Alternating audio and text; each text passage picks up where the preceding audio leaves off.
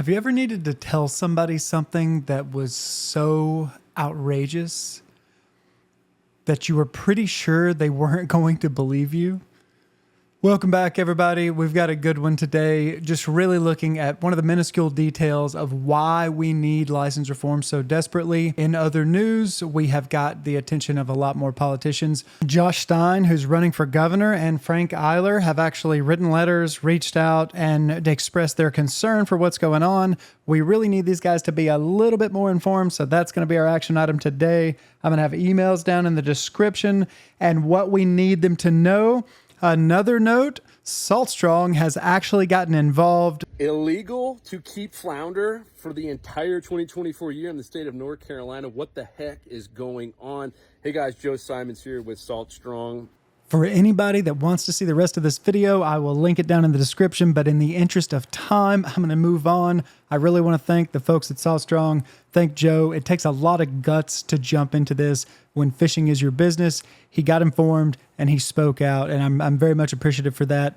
Folks, this is working. The word is growing, and really a victory here is just educating the public in general. So continue to reach out to more creators and ask them if they would like to engage in this, that it would mean the world to us. Again, thank you so much to the guys at Salt Strong.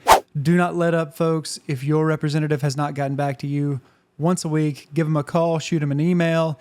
Anybody that wants to actually commit some time and come in and show us they're willing to help, obviously, we are willing to help them throughout the election course and so on. For this week's discussion, I was going to show some of the video from the Speckled Trout Advisory Committee. Guys, if you think what has happened so far is the end of all this, it is absolutely not. This is just one more step down a list of species that is never, ever going to stop. The same system is in place. The exact same system is in place that caused us to be in this situation with flounder, and that system just met and made decisions on trout. Join in for next week's video to see just how ridiculous the statements we were getting back, from the NCFA members about their decision on speckled trout, what they feel like they should do, what they feel like is fair. So next week, tune into that one. I was going to do it this week, but I had a conversation with a guy the other day. Folks, mind you, I am not upset with this particular person. He is doing what I feel like almost anybody would do in this situation. He has been granted a big privilege, but this is why, folks, when we reach out to our representatives, I really want you to understand the fine details of just how outrageous it is and why we're calling for this license reform. So check this out. So I was on Facebook the other day and I get this pop-up and it's a picture of a southern flounder, and under it says NC commercial fishing license. And I was curious, it was a marketplace item, so I clicked on it and I decided to have a conversation with this guy. Again, I don't have any problem with this particular individual. He's doing what anybody would do. And if you look through Facebook, if you actually go in Marketplace and you search, you will see that he is not the only guy that is doing this. If we go in here and search NC commercial license, there's actually another one right here, NC commercial fishing license for lease. And there's another one with a picture of a flounder. Up-to-date NC commercial fishing license with shellfish endorsement available for lease. This is a good way to make extra money by selling your catch, especially since there will be no recreational flounder season this year. $1,900 for the whole year.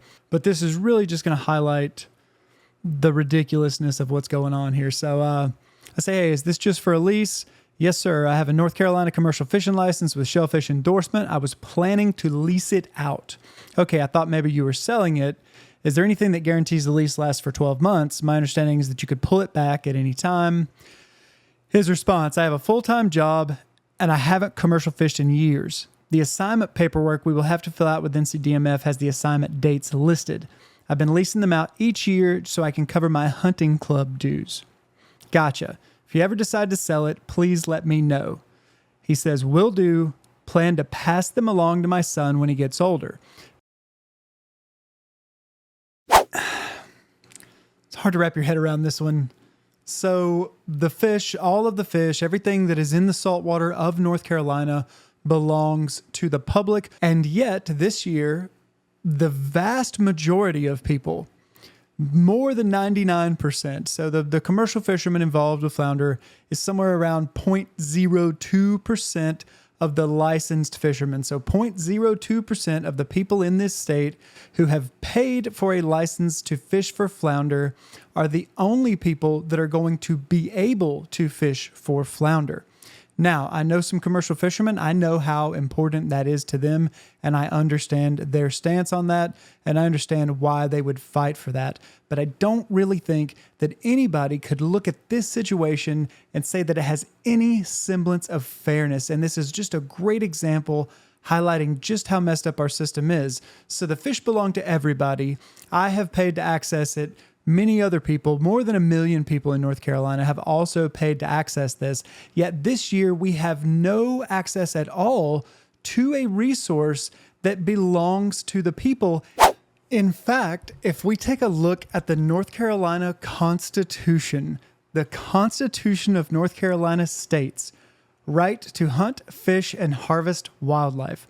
The right of the people to hunt, fish, and harvest wildlife is a valued part of the state's heritage and shall be forever preserved for the public good. Mind you, public, not private. And yet, there are individuals out there with a commercial license who do not commercial fish. They have a full-time job, they have a good job, and yet they lease the right to access something that belongs to everyone for profit while doing nothing. This privilege will be passed on to their children.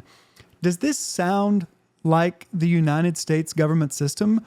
In some cases, an LLC is used to hold large pools of these licenses.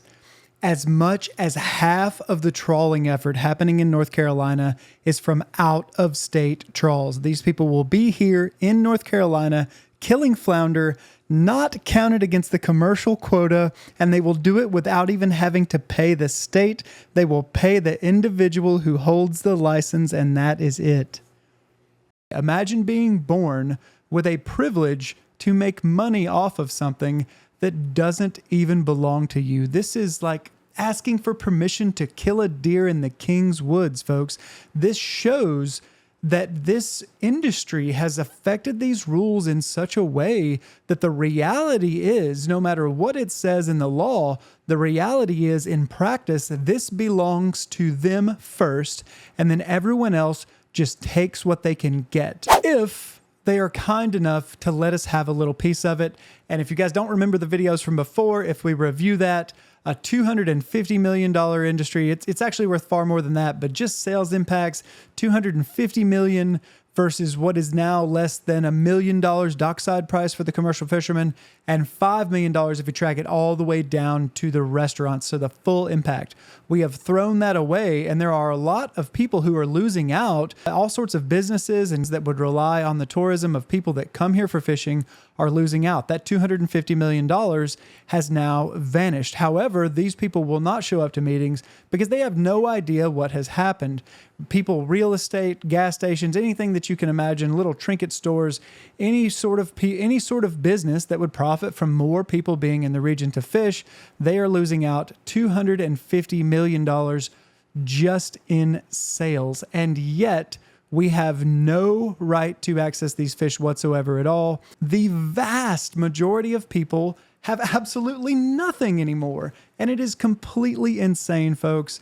Make sure your representatives know this. Make sure that they know just how outrageous the system is and just how much we need license reform, among a number of other reforms. The 1997 Fisheries Reform Act is a complete and total failure. There is not one single stock that it has worked on. And if you tune in next week, I'm going to show you what is about to happen with trout. All right, guys, again, thank you so much for watching this week. I'll put the emails for our representatives down in the description below. Feel free to send them this video or to just explain this in brief detail yourself. Folks, this is real. This is real, and it is outrageous, and it is not going to change unless we make it change.